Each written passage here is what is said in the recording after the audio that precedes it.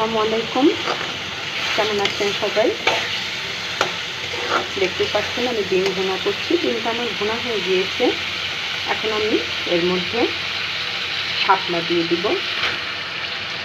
আসলে আজ আমি ডিম দিয়ে শাপলা রান্না করব।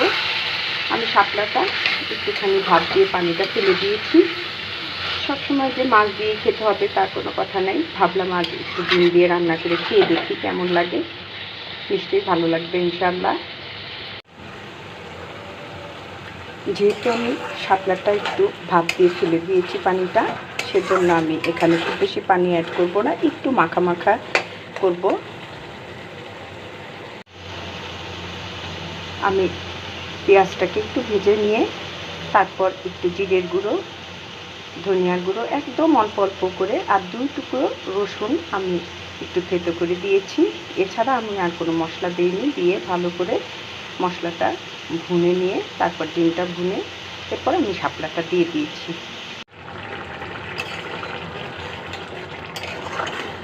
আমার ডিম দিয়ে শাপলা রান্নাটা হয়ে গিয়েছে। আমি লবণটা চেক করেছিলাম, আলহামদুলিল্লাহ বেশ মজা হয়েছে। আপনারাও এভাবে একবার শাপলা রান্না করে খেয়ে দেখবেন। সবাইকে আবারও অনেক অনেক ধন্যবাদ আমার এই ভিডিওটা দেখার জন্য।